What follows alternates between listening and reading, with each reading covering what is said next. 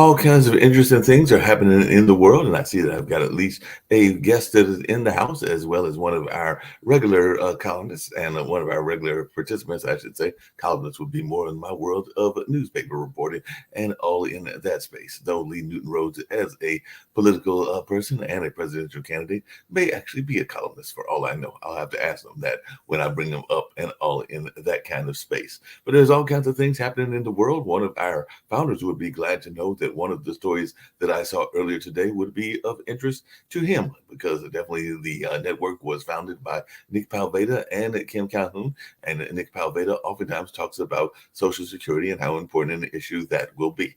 And apparently, in one of the articles that I read earlier today, that is one of the campaign issues that Trump is making available as well. So he's actually using that as one of his platform things that he's going to be talking about, and some of the ways that he's hoping to address that as he runs to become a president once again. So that is one of the stories that I ran across, and this will be interesting to Lee as well, because one of the things that I ran across, and I know that it is a story that sometimes people think about, even when they think about Trump, is that there's another candidate that has thrown himself into the presidential race. And what is interesting about this candidate is that he's serving time in prison. That is right. The Tiger King has said that he is going to run for president despite all of that stuff that was going on with him and the animal activists that he tried to kill and all in that space. But he is definitely still going to be running for office, and it'll be interesting to see what happens in that regard. So I'm very much interested in seeing what goes on with that. He's saying that he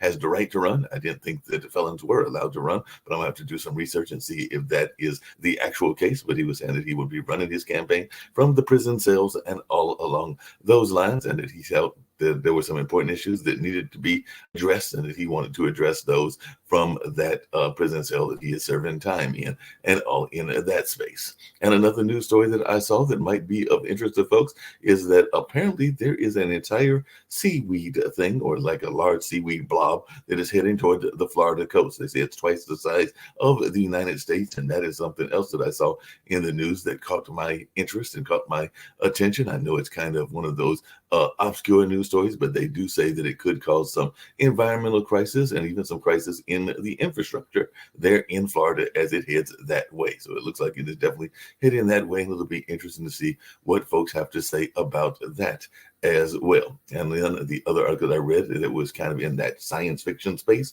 but it's also reality, is that many people know the famous physicist Stephen Hawking. Well, one of his good friends was saying that the last theory that Stephen Hawking had about the Big Bang Theory was that we're all living in one big hologram. So I thought that was interesting, and that was an interesting concept that was put out there as well. So that was something that I saw that folks might have some thoughts about, and maybe even have some ideas about in that space. And of course, I'm sure that there'll be a number of other hard-hitting news issues that we'll get to as well.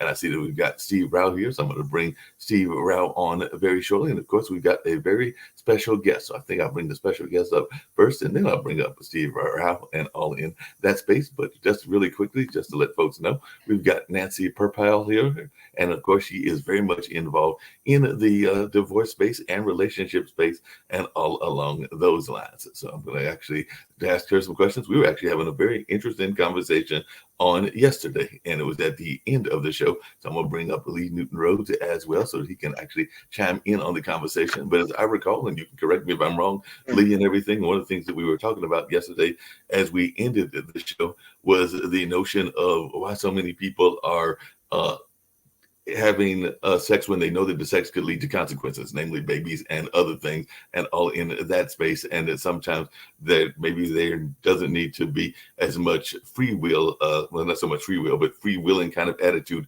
about it, because you know the consequences, and the consequences could be babies, it could be diseases, it could be a number of other things. And of course, they would give me a hard time because, as I was telling you earlier, Nancy, I'm still in the single space. The other gentlemen were all in the married space and all in that line. So they were, and I'm going like, wait a minute, I might not want to give up on sex and all in that space just because I'm single and everything along those lines. But Lee, you might want to clarify what the position was and all that you were saying, and then I'd love to hear. Good morning, welcome, Nancy. Stories. Hey, good morning. I just start off briefly. They tell the cop after drinking, you didn't intend to drive drunk. Well, you drunk and then you drove, so the cop doesn't care what your intentions are. we all know having a physical relationship can lead to certain unintended consequences. I use the word unintended in quotations because we have a thing called STDs. We have pregnancy. We have regret afterwards, in terms of he said, she said, was it consensual? So what came up yesterday was outside of a marriage, a long-term commitment, person's taking a lot of things on their shoulders by engaging in certain behaviors, which they may come to regret afterwards because it does have consequences. And just plead ignorance and say, well, I didn't intend to fill in the blank. Well, you knew there was a good chance that could happen. So that's what we were speaking about yesterday. I didn't intend to get pregnant. Well, if you don't want to get pregnant or get someone pregnant, abstinence works 100%. If you don't want to get an STD, abstinence works 100%. If you don't want to get brought up on rape charges, abstinence works 100%.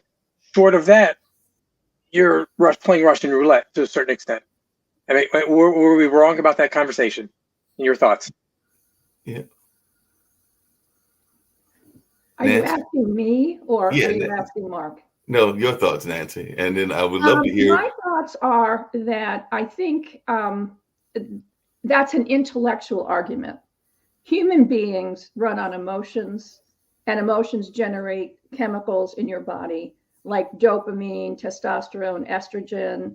And if you're really attracted to somebody, and the dopamine, which obviously I think everybody at this point knows, dopamine triggers the same area in the brain as cocaine. And, estrogen and testosterone are a chemical for sexual attraction. And I think sometimes those chemicals make you, you're drunk on love. You've heard that. And it doesn't have to be alcohol. It can be those chemicals in your body that are generating that desire to have sex. And as a humans, we were put on this earth. Well, I'm not sure why we were put on this earth, but notwithstanding that issue, right. We're meant to survive. We're meant to procreate. And that's what we're here for. We're meant to have children. We're meant to keep the species going.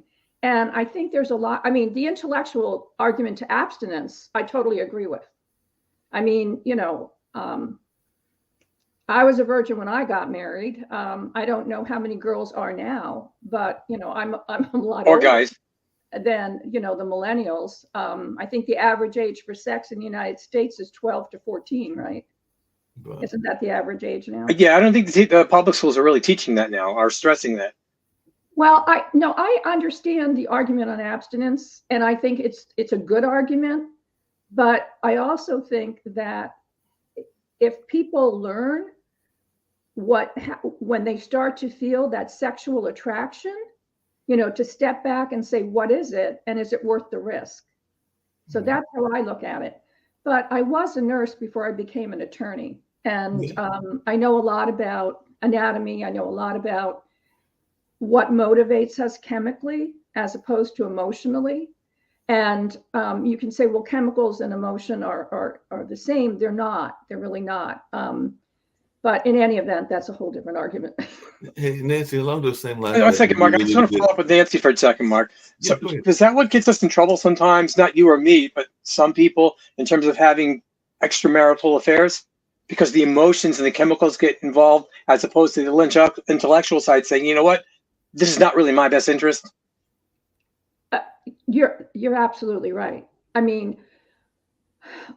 biggest problem with infidelity, frankly, is not a lack of commitment to the person that you've either partnered up to and promised a lifetime relationship or married. It's the fact that you're not communicating with the person with whom you've partnered up with or you're married. And the affair is just a diversion. It's a distraction from the boredom and the tedium of not really being able to get your thoughts across or come to a consensus. And you're looking for a way out. It's a diversion. It's really not love, if you understand. And so many relationships that start in infidelity, they get divorced, they marry, they get divorced because it's the risk. Infidelity generates, again, when you're in that risky behavior, you're excited, you're exhilarated, and that makes you feel powerful. It makes you feel sexual. It makes you feel happy that you're risking it. And once you come out of the shadows with the person with whom you're having the affair, it wears off. Hey, Nancy, along those same lines, because you did mention I'm going to bring in Steve Brown. We've also got Sasha Starr with us as well and everything. But one of the things that you mentioned really quickly was the fact of, and I did read some of your bio, of the critical care nurse, because you weren't just any nurse, you were a critical care nurse and everything, and then you decided to become a lawyer. I'm like, why she go from one high-end job to another high-end job is beyond me. But I did enjoy the story that you told, or at least in one of the articles that I read, where apparently you have a lead foot and you got pulled over 3 times. So I guess you were batting your eyes and doing the whole charm thing because you managed to get off all 3 times. So I'd love to hear this story, and if you'll share the story with others as well. Because when I was reading that, I'm going like, okay, I'm imagining that the same officer, how you managed to get pulled over by the same officer 3 times or maybe even 4 times is beyond me. But maybe it's one of them little fate things and all in that space. But when I read that story, I was like, Nancy's got to share this on the air. Well, actually, I worked in the emergency room before I went to law school, and a rookie came in, and they were hazing this guy, and they told him to go in, and I was in the trauma room that night. They told him to go into the trauma room, and he had to fill out this form. Well, this guy did not know what he was doing, and he couldn't even stand the sight of blood. I thought he was going to faint. I told him to go out and sit in the nurse's lounge and have a cup of coffee. So I filled out the report for him. And I gave him the report, and these guys were so amazed that, he filled out this report. Make a long story short, my first year of law school, I lived in Allentown, Pennsylvania, was going to school in Philadelphia. I'm zooming down the highway, and he pulls me over, and it turns out to be that officer. And he looks at me and he says, yeah, I heard you, I was looking for you. I heard you were going to law school. I said, yeah. He said, slow down or you're never going to make it. Second year, I'm zooming up the turnpike. He stops me and he says, I can't keep letting you go. I mean, you've got to stop. I mean, you got to slow down. You're going 80 miles an hour and it's a 60-mile-an-hour zone. I said, I promise I'll slow down, but I got to get home fast because I had children. I was taking any course in law school between 9 o'clock and 2 o'clock. I put the kids on the bus and I got back at 3 o'clock to take them off the bus. In any event, third year of law school, I'm zooming down the turnpike. He stops me and he says, and I roll down the window, of course. He leans in and he says, when are you going to graduate? So anyway, yes, it happened to be him. And it just happened that way. It's a true story. Yeah, it sounds like a true story. It sounds like an amazing story, and all in that space. I can relate to the blood story really quickly. I am not as accident prone as my brother was. My brother, well, my brother is, but he doesn't.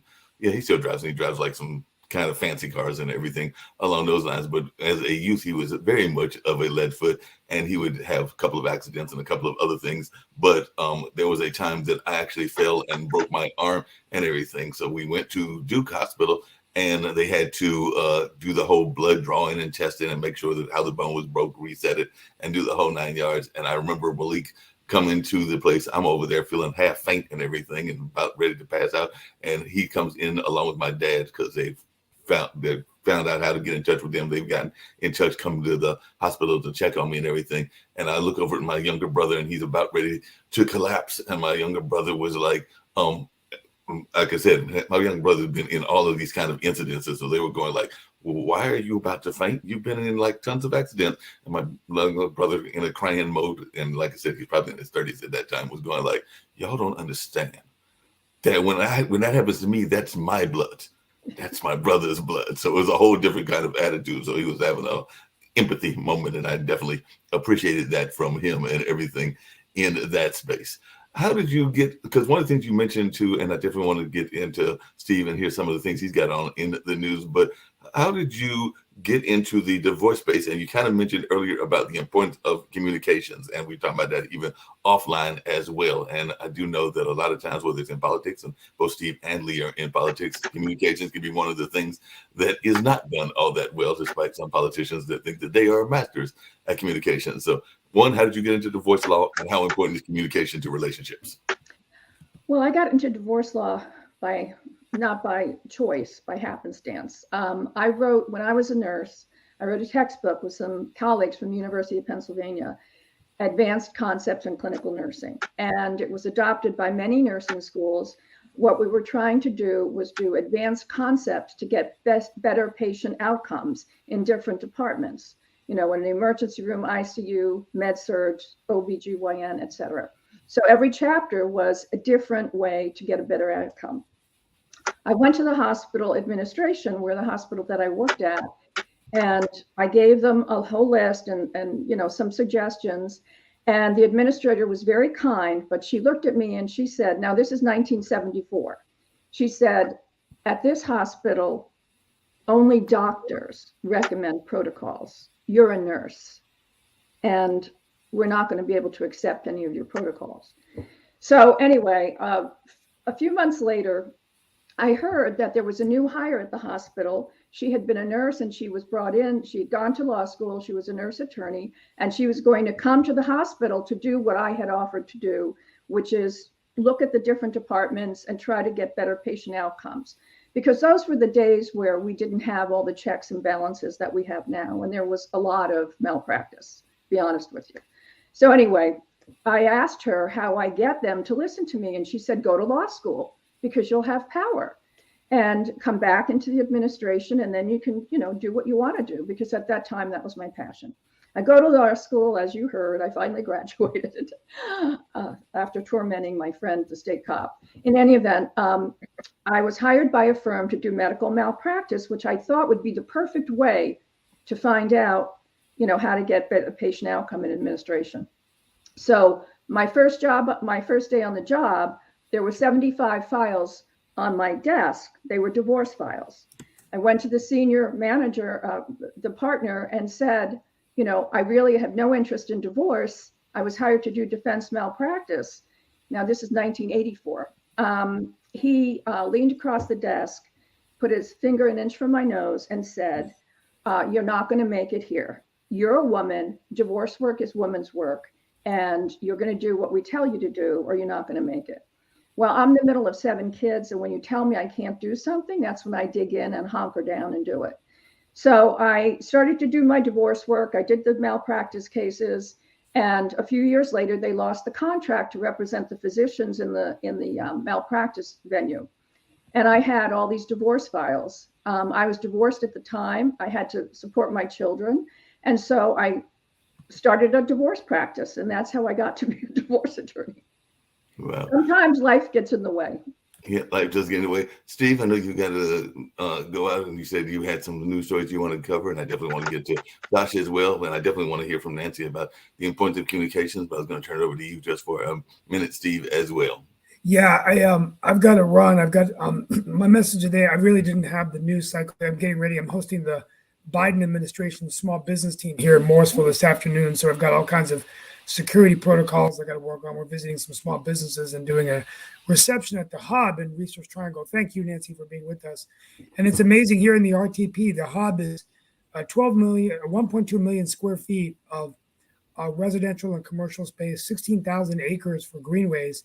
And they're connecting all of these employers to kind of like the old IBM 800 building Frontier, and it's called the Hub Experiences Center. So it's just really exciting. So looking forward to that. I'll have a recap. I'll be gone tomorrow, but probably Monday I'll be back to begin the week. So no, we're going to try to bring Alan Thomas on. No really big news other than a little bit scary about the Russian drone, or the U.S. drone being shot down by a Russian fighter jet. So we're going to be talking about that. War continues in Ukraine. Lots of negative feedback on Biden's budget from the Republicans. Into the 6.8 trillion. So we're going to go through that.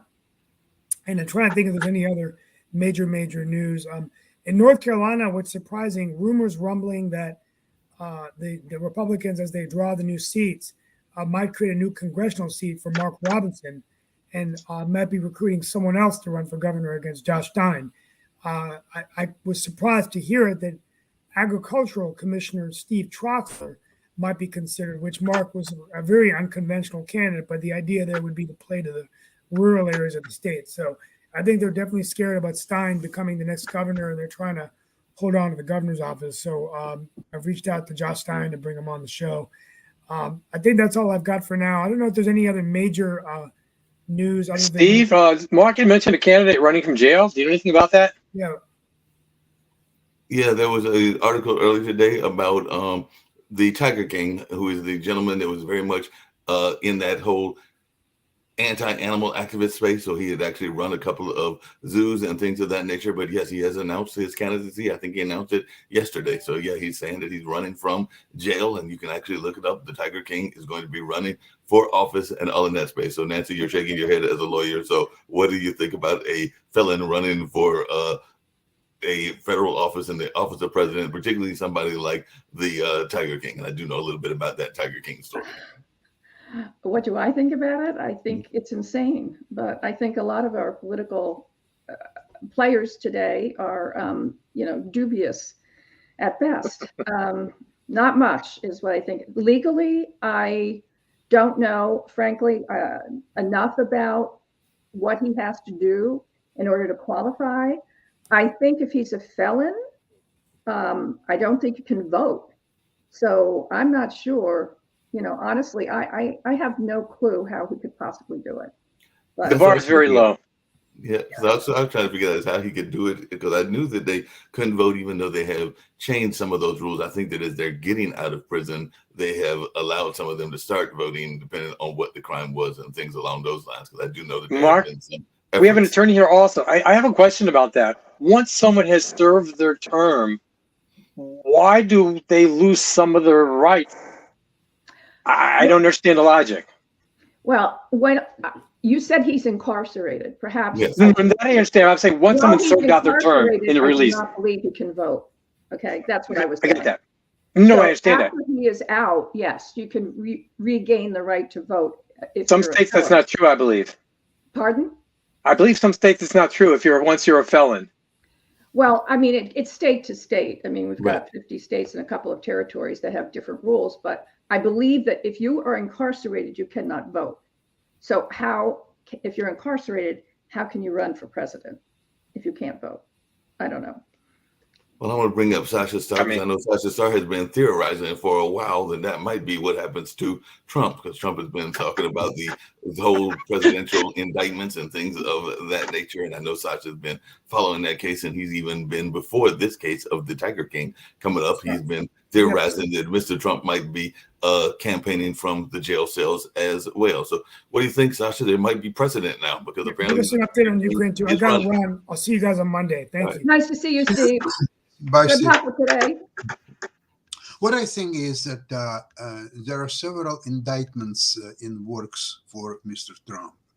And once first indictment will be announced, all others will follow, and very quickly, because this is definitely a precedent for former president to be charged. It's never happened in the United States. So the first one is a critical one. If there will be a first, there will be second, third, fourth, and almost within not even months, but weeks, maybe even days. But we'll see which one, if and where, would happen. Now, that would be already interesting precedent that the former president is charged. He's under indictments, and at the same time, he's a front runner for Republican Party. So therefore, my thoughts are the Republican Party is not really doing its work to become a normal political parties with ideas, with ways to make life of people better. No, they're there just to hurt Democrats. It's their goal number one. They don't have any agenda. They don't have any policies. They have a quasi-criminal in charge of their party. And I don't understand how the American people will go for it in the election time. Yeah, I know that was your attitude and everything, and I know a lot of other people that share that as well. I was going to bring up another issue that I found when I was looking at different things to talk about and everything. I'd love to hear Nancy's thought about it, but also yours, Lee, and yours, Sasha. But one of the things that we've talked about on the show before, Nancy, and you're not aware about this, they sometimes tease me because sometimes the topic of a race or rice comes up and everything. That's what Chris Greco used to call it and everything. But there was a gentleman that I was reading about recently that is doing some serious real estate development here in Durham, North Carolina, where I am based at. I want to say he's an immigrant from another country and all in that space. And he's teamed up with another immigrant, and they have formed a real estate company. And that is actually one of the areas that apparently the African-American population is not being well represented at, because I found out that there's like some ridiculously low percentage, like maybe 1% of the major real estate developers that are African American, and this gentleman is one of a select few, even though people talk about generational wealth and other things in that space. So one of the things that we've had conversation about is whether institutional racism or racism still exists, and whether there needs to be fields that need to have a level playing field. It seems to me that if you're 15% of the population, and in the case of the Latin population, maybe even you add them together, maybe 35 or 40, maybe you add all of them together, it might be even the majority of the population. And you've only got, because I think they said the Latin population, real estate developers, is also frightfully low as well, that would be a case of institutional disparity. But that's just my opinion when I saw that those figures were that low and everything. But I just wondered. Mark, that's a slippery slope to say because there's disparities, it means discrimination.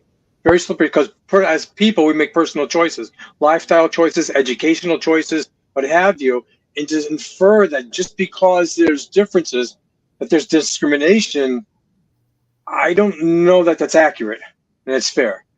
Well, all I'm saying is that there are opportunities there to buy real estate. The story that I was reading about was actually a guy that was actually kind of an inspirational story, because apparently he got fired after working several years as a teenager and was very defiant as a teenager when he was fired and all in that space. And he went to his friend who also owned a local pizzeria and everything and made a 10-year plan. And it sounds like he actually implemented that 10-year plan, because now he is actually going and created his own real estate company and has bought some real estate around the area, including some real estate that is, I won't say questionable, but it is difficult to develop because it's not in a traditional wide swath of land. It is kind of a confined swath of land, but he has definitely put together a plan and is planning to make it into a mixed development, youth, and all in that space. And I'm hoping to get him on the air on one of our shows to talk about what he's got planned and some of his thoughts about the real estate space. But I'm just wondering, whether it's that, whether it's coding, and we do know that there are efforts to get more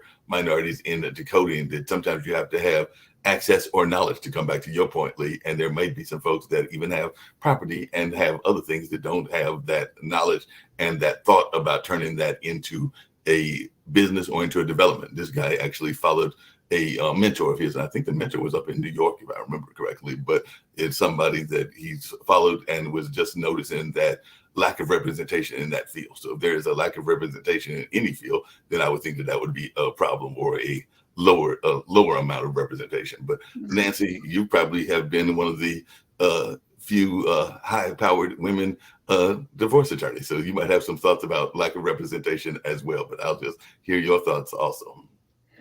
Well, as you heard, I mean, I certainly have not been discriminated to the extent that, the African American population has been discriminated. But I will tell you that I have felt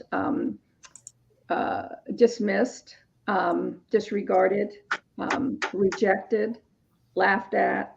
And I think that there is systemic discrimination. And it's not just against the African Americans, it's against Latinos, Asian Americans. In this country, we are so divided that I'm sorry, Nancy, I apologize for cutting you off. Can you define what systemic racism or discrimination is versus personal racism and discrimination is? Because people make bad choices, people hate other people, put other people down, criticize, and discriminate towards. We all do, even during the dating process. We're deciding who we date, who we don't date. That's discriminating on a personal level, versus institutional racism, which historically was something like Jim Crow.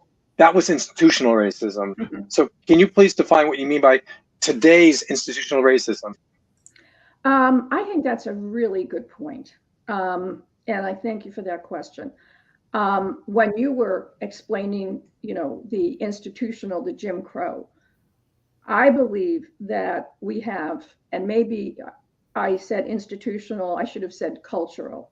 I think there is a cultural discrimination. I think you're absolutely right. Jim Crow was institutional. And I think that we in this country have cultural discrimination. And Mark and I were discussing the hierarchy. Men in this country are not born genetically, or in Canada or wherever this is playing. You don't come into this world, thinking that your hierarchical status is greater than anyone else. That's a cultural thing. You're taught as a male that you shouldn't be subordinate. You need to be tough. You don't want to be pushed around. You don't want anybody to tell you what to do unless it's your idea. And women culturally are taught to be more subordinate.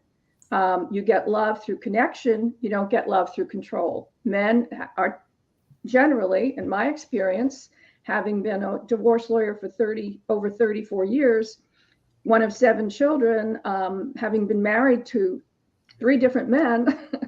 Currently, I did it correct. The third one was a charm. But notwithstanding that, culturally, we are taught to discriminate. We are. And you're right about the dating example. You are discriminating. You're trying to decide if this person meets what your expectations will be to go forward. But you may not be going into that decision colored with the same type of belief that you have about that person until you get to know them. Cultural discrimination is you're going into a relationship with somebody with a preconceived idea of what they're going to be like, or what their background is, or what their value is. And that's how I define it. I think that I don't think there's any question of a doubt that African Americans in this country are discriminated against by their color. I mean, I just don't believe that. I live in Florida, and I see it all the time. If you're a white woman who's driving a Porsche, you get treated differently by the cops when you get stopped for having a lead foot. I still have a lead foot. Than if you're a young Black kid in a Camaro.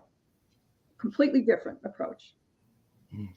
Yeah, that makes a lot of sense. One of the things I was curious about, and it's one of the things we've also talked about on the shows before, both this one and others, is, and it comes to what Lee was asking, I do think that there are times that there are unwritten rules, and that whether that's around housing, whether that's around banking and things along those lines. I don't think necessarily that the bankers or the real estate agents are always doing it intentionally, but they might have like unwritten rules based on kind of the covenants of those neighborhoods and kind of the ways that the neighborhoods planned to be established and things of that nature. So I do think that there are times that African Americans, and there have been noted cases where an African American might go try to rent a particular facility and is basically told that the place has already been sold, even though it hasn't been sold whatsoever. And then they'll turn around and send one of their friends who is of a different race, usually European, and they'll be like, "Oh yeah, the house is available," and try to walk them into selling the house and all in that space. And Mark, in fairness, though, that's not only happening by white people on, as the power people, and Blacks versus the ones renting or not power, the victims. It's also happening the opposite way also, where Blacks are in power and either other Blacks or non-Blacks are the ones who are the victims. No, I mean, that's one of the conversations. We just had this famous case, in Memphis. These 5 Black officers, unfortunately, did not treat this other Black person civilly. And that's one of the other arguments that goes on, because even in the African American community, there is a conversation around the middle class and the Black middle class, and whether it's doing enough to reach back to the other communities. I told y'all before about some of the efforts that were being done here in Durham, where some of them were actually taking on a very strong role in addressing some of the Black on Black crime and some of the gang crime, and actually Leonardo Williams, who we've had on this show, and he's been on other shows as well, did a whole initiative around trying to encourage business owners. And that was during the pandemic because he and his wife, who is from Zimbabwe, opened up a restaurant. And when COVID happened, they saw a number of businesses that were failing. So they actually created almost like an emergency fund, not just for their business, for other businesses. And they didn't care what color those businesses were. They were just trying to keep the restaurants of Durham afloat. And they definitely did that and did a good job of it. We probably had less of a failure rate. I'm not saying there weren't failures, because there were failures during the pandemic, even here, but it was probably less of a failure rate because he put together that initiative, and that initiative actually rescued a number of folks in that space. And I know there were other ones that were done in other cities and other states as well, but it was a personal individual versus a government individual. Ironically, he's now in the city council, but at the time he was doing it, he was a private individual. To Lee's point about the 5 officers, and Mark and I were discussing the issue of hierarchy, and I mentioned it again. Those officers felt that they were in a hierarchy higher than the kid who they were beating, and they were expressing their dominance, don't you think? Yeah, I totally agree with that, but it wasn't a racial issue. No. It's a power play. It's a male issue. It's a male issue to a certain extent. Yeah, Cultural, what have you, 100%. Yeah, and along those same lines, Nancy, we were talking earlier about communications, and that's why I want to get back to how important, because that's one of the things that whenever I hear folks, and we were talking about this off the air as well, talking about divorce, it's like a lot of people already go into marriage with the idea that they're going to head to divorce court almost as soon as they get married and all in that space. And I know, and we were talking earlier, we were talking about how communications is very vital, and I've had some other shows where they have brought up that communication issue as well. So I know that we all say that we have to do a better job of communication and a better job of trust. So it is a well-known concept, but I don't know that we understand it, and I definitely don't think that we teach it. So I just wanted your thoughts around communications and its importance just in life in general. Well, when you have a divorce client first come into your office, you ask, background information. And you want to get a sense of what the issues are in the marriage, because those issues are going to pop up during the divorce process. And I can tell you that 98% of the time, it's not infidelity, it's not sex, it's not finances. It's the fact that these people were misaligned from the very beginning, and the issue is their ability to communicate with each other. And I wrote a novel around which All Things Bend, which came out in August, and it talks about the importance of communication and the consequences of not being able to communicate and settling for somebody instead of breaking off the engagement and what those consequences are. Now, I'm writing a second book. It's a nonfiction book. It's called The Malnourished Marriage: 5 Essential Emotional Nutrients for a Healthy Relationship. I've been doing a tremendous amount of research to discuss the chapter on communication. In that book, I use the food metaphor to explain the things, the emotional nutrients you need in a marriage or a lifetime relationship. Communication is like water. Water either crashes or flows. Words either crash or they flow. And I've been trying to figure out how to explain why men and women in particular are on different levels of communication. And it turns out that it's really a hierarchical order. Men do not like women to say, I would really like you to do X, because they don't come, as I said, you don't come into the world thinking that you're above somebody, but you're conditioned as a male to think that you need to control your environment. You need not to give in. You need to be the one who's giving the orders, not taking the orders. And if you're in a subordinate relationship like the Army, or you're an employee, etc., you compensate for that in some way. But in a personal one-to-one relationship with a female who you've been culturally indoctrinated to believe should be subordinate to you, even if you believe in women's equality, you believe that women should have the right to have credit cards, which, by the way, in 1974, I couldn't get a credit card. I couldn't rent an apartment without a male signature. I couldn't get a loan without a male signing for me. I couldn't buy a car unless my brother or my father came in and signed for me. So, I mean, we've all come a long way. So women's equality is very different than relationship equality. And There's, the communication style is that when men and women use different words, they live in different worlds. And in my book, what I'm giving couples is a different language. Instead of saying, we don't talk anymore, you can say, I feel like our relationship is dehydrated. I feel like we need some communication, etc. So when you start to use different words, when different words mean different things to different people, you're in different worlds. And so I think if you understand that when you're communicating with somebody, what is their cultural background? How did they learn to communicate with people? How do they resolve problems? What is their idea of communication? Are they going to be open to the fact that, you may not agree and you're really negotiating to get a resolution to a problem? So, I mean, communication is absolutely essential. If you have good communication in a relationship, you're going to have good sex, you're going to resolve your financial problems, you're going to resolve your trust issues, you're going to be compassionate and patient.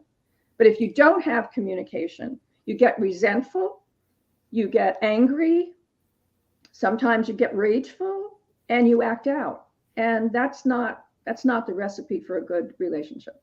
Yeah, I'm gonna toss it to Sasha really quickly. One of the things I was gonna just mention to Sasha is one of the things that I admire about Sasha and his wife is that they share a common interest. They're both chess champions, and that is one of their things that I think keeps the relationship going because they play chess together. And actually, I want to say that from what he's told me, she actually beats him probably quite often because she's actually the better chess player in some respects. If I'm wrong, correct me, but I think that you've told me that a couple of times. well, she's international master of chess, 8 times Canadian chess champion, so I don't have any regrets when I'm losing to her. That's okay. But what's interesting is that she participated in the World Chess Olympiad and got bronze medal in the first board. And when she came back to Canada, she was asked by Canadian Chess Magazine to write an article. Remember, at that time, she would beat 99.9999% of men in Canada. But the name of the article, what she was asked to write, was Why Men Are Better Chess Players Than Women. And we started to dig into it. I was helping her to research material for the article, and we found one very interesting study by Johns Hopkins University, which analyzed development of brain hemispheres in men and women. And what they discovered is that the part of a hemisphere, the half of hemisphere, that is responsible for mathematical chess development or so on, is better developed or better created maybe in men's brain than in women's brain. However, there are some other areas which other part of the brain, the half of the brain, responsible. And that includes, by the way, communications is better developed in women than in men. So speaking about communications and from everything what you so eloquently said before, of course, women almost have to be responsible for communications within a family and sort of play around with their men to figure out what's best to work it out. However, I wanted to ask you this question. How this relationship issue is working in homosexual marriages? And have you ever had divorce cases of homosexual couples? Yes, I have. I've represented many gay and lesbian couples because, as I said, as a nurse, you don't judge the people that are your patients. If somebody comes into the emergency room and they were drunk and, they hit a family and killed a family of 3, you had to take care of them. And I'm not a judgmental person. I think as a result of my training and my background. And so I believe I was far more accepting than some other lawyers. So yes, I did have that experience. I think that homosexual couples have the same issues as heterosexual couples. I think they may have different communication styles. I also think that there's a hierarchical order between the couple. Who is the dominant one? Who's the subordinate one? There's always going to be a dominant and a subordinate. But you can't have dominance and subordinates in communication, in a relationship communication. You've got to have parity. You've got to have an understanding that what this person is saying, if you don't agree with it, you don't just block it. You've got to have more of an open mind and more of a, stand back, take a breath. If you don't agree, understand. Communication is a negotiation for connection. That's what communication is.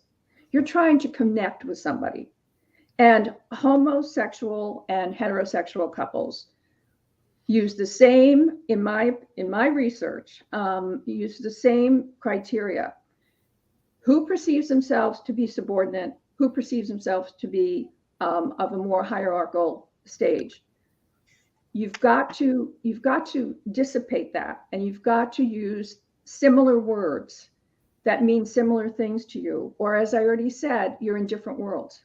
Hey, Nancy, along those same lines, how important or how much has it been an issue? Because we know that, well, two things. One, with COVID, a lot of people were staying together that were not used to staying together. We were talking about of that earlier. And I know that there are some people that, would escape to work or escape to the boys or girls night out. And during the pandemic, they were not able to do that. So sometimes they had to put up with those differences. I earlier made the reference of sometimes being a little bit of an Oscar. And if I was living with a partner, that would be an issue if they were doing the whole Oscar Felix relationship and we were in the same house, like if there was the non-pandemic, they could escape or I could escape to our own individual places. But I was just wondering how much has that played a part, and also how much has social media, because that also became very prominent during the pandemic, played a role. Because I know one of the things I get frustrated by is I probably eat out way too much. And if I go to a restaurant and everything and I see a entire family and they're all on their phone devices, I'm going like, well, why are y'all having family dinner if you're all having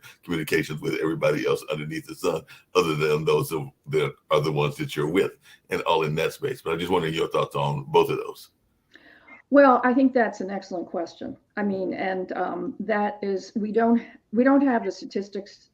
They've not all been collected by the Census Bureau, but the reality is that there's been a drastic uptick in divorces as a result of the pandemic.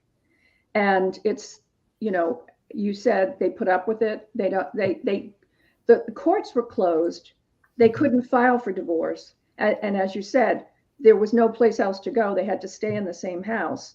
But as soon as the courts opened up, there was a drastic increase in the filing of divorce in Canada, in the United States, in England, in Europe. And the things that, it wasn't just being together. And you mentioned, and that was a brilliant question too, about social media. Well, the issue necessarily wasn't, there were arguments about whether they should get vaccinated. There are two very different ideas about vaccination. Whether the children should get vaccinated, two very different ideas about vaccinations. Whether they should, how they should spend the money on that COVID relief package. People were getting divorced over that. So there were so many other issues that COVID and the lack of distraction in a relationship caused, that has caused a drastic uptick in divorces. Prior to COVID, the divorce rate was between, it depends upon, what statistic you look at, 47, 48%. But we say it's about 50%. Second marriages, it's 60%. And third marriages, it's 70%. So when you talk about getting a divorce is really just a diversion unless you figure out what the underlying issue in your relationship was. And as I said, the biggest problem is being mismatched from the very beginning. And, Lee talked about, abstinence and attraction. And, sometimes you really do have to step back and take a breath and say, is this really the person that I really want to be partnered up with for the rest of my life? Are we going to be compatible enough? Or do we have unrealistic expectations with each other? And the answer probably is yes, you probably have unrealistic expectations. No, that makes a lot of sense. Get ready to ask Sasha another question really quick as we get ready to wind down and everything. But before I get to that, I jokingly have said on this show, but not overly jokingly, hit the big 6-1 in July and everything. And I appreciate the compliment that you gave me earlier when we were on beforehand and everything. But is it too late for a 61-year-old single man, or is there still hope for me in that relationship space and everything? So, Sasha's got his wife, a very lovely wife from what I've seen. I haven't met Lise, but I understand she's a wonderful person as well. But I want to know if there's hope for She can tolerate me, right? Actually, what's interesting is that everybody on the show, not only two of you, but most people on the show, so I'm talking about 10, maybe even more people, never seen my wife at all. She never participated in the show. That's not her on the wall behind you, Sasha? No, it's my daughter. That portrait? Okay. It's my daughter. And everybody. Gorgeous picture. He said it was his daughter. And everybody believes what a wonderful person she is, and everybody admires her or so on. Well, you can see her pictures though in Wikipedia, or you can Google her or so on, Navastar. But in person, like on this show at least, nobody ever seen her. Even Shaquille, when he was here in Toronto just a couple of weeks ago, he hasn't met her, unfortunately. She talked to him, but he never met her because, unfortunately, she had hip replacement surgery in January, at the end of January. So she still was not mobile enough to go out and meet him. Anyway. So can I ask Nancy a marriage question or relationship question, please? Yes, before. In terms of marriage, I used to think, and I was told marriages are 50-50, give and take, what have you. And the older I became, I'm learning that's not true, and it's not the right attitude for marriage. Each partner ideally should own the marriage. It's on them. They're responsible for the success of the marriage, assuming they're not in a toxic relationship and being abused. Mm-hmm. That it's on them. They should be the right partner, and as opposed to having expectations from the other person. Absolutely. It's 100% on themselves. Absolutely. I mean, that's the issue. The issue is, John Gottman, who is the father of the relationship research at the University of Washington, talks about positive sentiment override, meaning that if you look at the person that you've partnered up with and they're annoying you, you have to pick out a good quality, the quality that really attracted you to him or her. And that's called positive sentiment override. And that's what you really need to do every single day. Every single day, we're going to get annoyed. We're going to get annoyed. We're going to, say, this was a mistake. We should get divorced. Everybody goes through ebbs and valleys. I'm sure even Sasha and his beautiful wife, whose name I still did not catch. Sasha's in La La Land. Nava, N-A-V-A. Well, I'm sure you've had ups and downs in your relationship. Everyone has. Everyone pushes pause once in a while in the relationship, if it's an intimate relationship. But you've got to be the one to put your finger on start again. And you're absolutely right, Lee. I mean, it's 100%. And you've got to get up in the morning and say, I want to make this work. And some days you may not want to make it work. And ego plays into that, I guess, a lot. Ego, and as I said, it's that hierarchy again. Mm-hmm. I personally, I like men. I don't think men are evil. I don't think they're the problem. I think society has not done men a good service. And I think society has not done women a good service, at least in this country. Yeah. I think it's more polarizing than bringing people together. I'm sorry, when you say society, do you mean the church? Do you mean schools? No, what do you mean? Just culturally. I mean, like. Where did we get our culture from? Historically, it was one of those two, was it not? Churches or schools? Historically, yes. the Puritans historically, yes, that's where it all started. Yes. Yeah, it kind of comes back to what I was talking about earlier with you, Nancy, because I do think that sometimes there are mixed messages that are put out there for Yes. the way that we teach men and the way that we teach women and everything. The other thing I was curious about, we're definitely winding down toward the end, is how much of divorces between the man and the woman, usually between the husband and the wife, or even the partners, whatever that partnership is. If you want to go back to Sasha's example of the gay and the LGBT couples and all in that space, but you can't really, unfortunately, well, I guess children have been known to do it. I don't know if you've had any of those cases, but the argument that some people will say is that, yes, you can divorce your wife. Yes, you can divorce your husband, no matter what the relationship is. It's a little harder, and I'm glad that I love my family, so I would never want to divorce them in the first place, but it's a little harder to divorce your family, and sometimes folks would say it's harder to divorce your friends and everything. So I was wondering if you've ever had cases of those kind of situations, as well as a divorce and relationship expert, where folks have tried to divorce outside of the man and woman, husband and wife kind of situation. Well, it's called a child can seek to be emancipated from their parents if they feel as if they're in a toxic relationship. The only case that I had in that regard, although I had colleagues who did have similar cases, was a child who had an eating disorder and had been in and out of eating disorder rehabs. And she just, every time she was returned home, she went right back to her bulimia. And she felt the only way she could get better was to be emancipated from her parents. And so, we were successful in that regard. But it's tragic because she really hated her parents. And, who knows where that starts? I mean, you're not born bulimic. So, and Lee makes a good point. I'm going to have to think about how to express this differently. Okay. I just think we're taught in schools, and I'm not sure. I think it was Sasha was talking about the study at Johns Hopkins, where men have, and I know the anatomy of that. Women have larger Broca centers. Men have, well, I can't remember, singular Parts of the brain. part of the brain. But in any event, do you remember when the president of Harvard got up in his speech and said that women have less math skills than men? Do you remember that? And they fired him? No.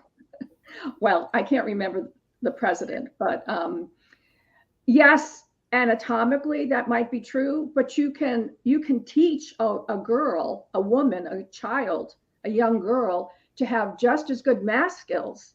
The problem is there's a prejudice. Again, we talk about, and this, I've had so much fun on this program, I can't even tell you. You're talking about, discrimination. As children, I was not taught that I had great math skills. I was expected not to. The boys were expected to have good math skills. The girls were not. And there was just a communication.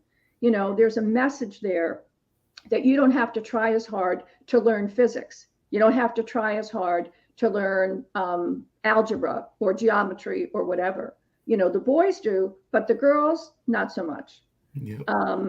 So I don't know. I mean, I'm not sure if that's so much now, historically, maybe. I'm not sure that's today. My youngest daughter is in architectural school and she loves it. And she's doing really, really well. And it's a ton of math. Yeah. Well, you can learn that though. My granddaughter is graduating from high school and she's going to Auburn in industrial engineering. My amazing. Major in chemistry.